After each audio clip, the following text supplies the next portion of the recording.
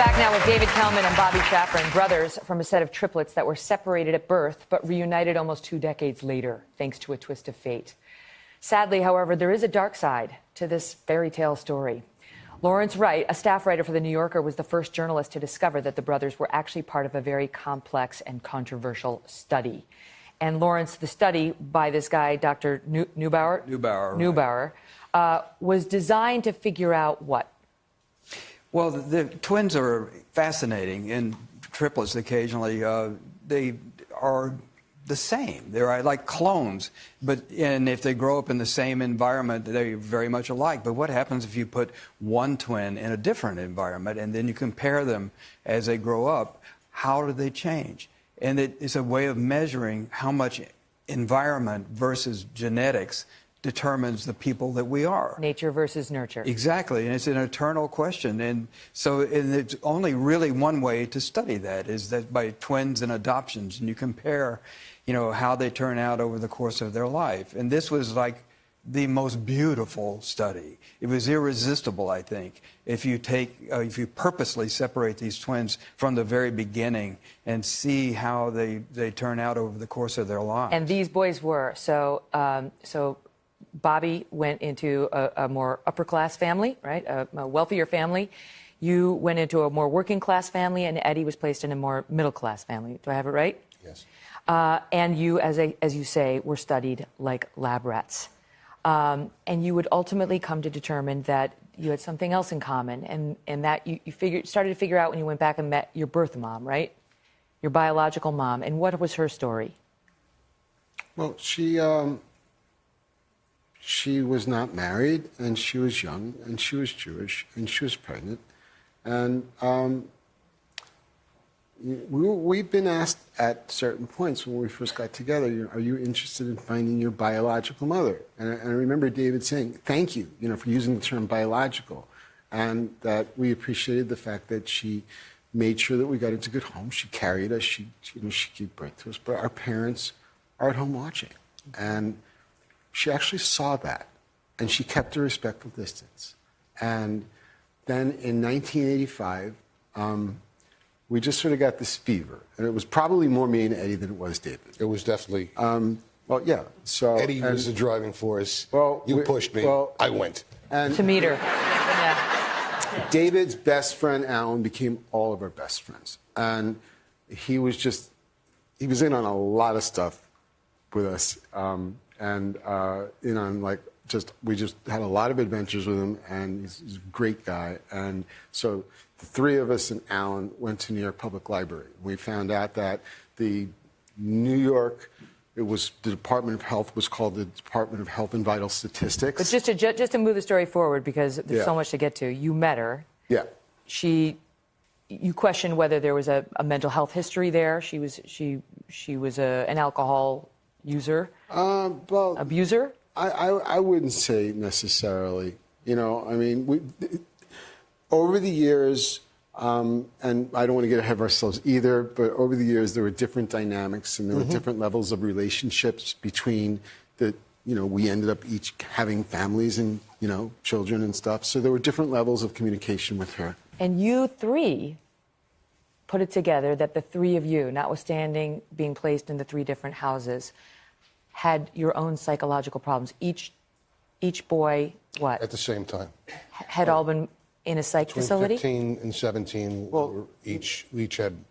We each had major problems. And as kids, we each were like, my parents called it temper tantrums, but it could have been holding your breath until you passed out. It could have been banging your head against the inside of a crib. It could have been... Because you were together the first 6 months of your lives. Correct. And then they separated these 3 babies. Absolutely, David and me. We don't have... No, Eddie was 5 months. Eddie, what you just... Okay, because we've been getting different things and looking at different things at different times.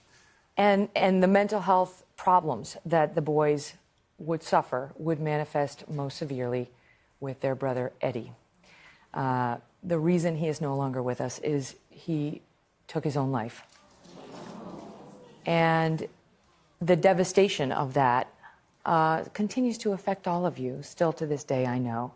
Sure. But there are real life implications to all of the decisions that were made in your story, and we're back with that piece of it. And we're back now with identical brothers, David Kellman and Bobby Shafran, along with a writer for The New Yorker, Lawrence Wright, who was the first to discover that these boys were part of a secret study that lasted over 2 decades.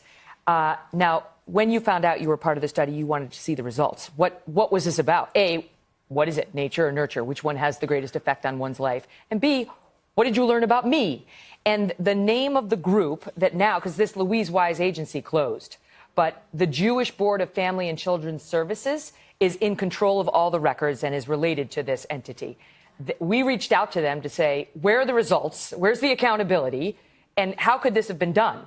Here's what they said to us. The Jewish Board does not support or condone Dr. Neubauer's study, and we deeply regret that it took place. We're committed to developing a stronger relationship and continued open communication with Mr. Kellman and Mr. Shafran and others included in and impacted by this study.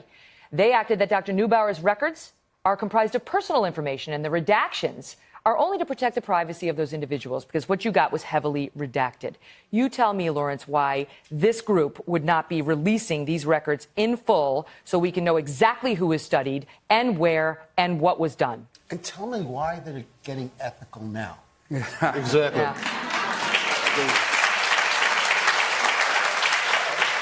I don't know under what legal compact they have with the original trust of Dr. Neubauer.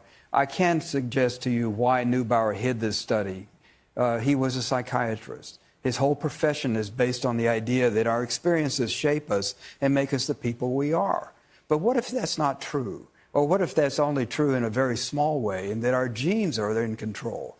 And that, identical twins raised apart in every respect of their personalities are more like each other than fraternal twins are who've been raised in the same environment. What does that say about the environment that we're born into, our family influences? And all of the premises of psychiatry and psychology are based on the idea that experience is the river that we travel down and become the people that we are. So his life's work may have been undermined. I think that he was shocked by the results of this study. How many others do we think there are out there, twins or even triplets, who don't know that they had anything to do with this or that they have a twin? Well, in the film, one of the researchers said he thought that there were 4 to 6, I think, other pairs that might still be out there. And, I think that they'll find each other. With Facebook and all these identical, find your doppelganger and stuff like that, it's going to be difficult not to find. And with the release of the movie, right? The 3 Identical Strangers. If you were born in the early 1960s in the New York area and you were adopted through the Louise Wise Services Agency in Manhattan, you might be one of the remaining babies involved in this study. You may think you have a twin. Think about that. Right? Do you remember somebody coming into your house? Do you remember being monitored? Do you remember sitting for videotapes and being given the tests? You could be part of this story. You've got to see the film. Trust me. It's called 3 Identical Strangers. There's so much more to learn. It's in theaters nationwide tomorrow. All the best to you guys. Thank you so much. Eddie's daughter is here, too. All the best to you, hon. Thank you for being here. Lawrence, great job. We'll be right back. Hello, Today fans. Thanks for checking out our YouTube channel. Subscribe by clicking that button down there and click on any of the videos over here to watch the latest interviews, show highlights, and digital exclusives.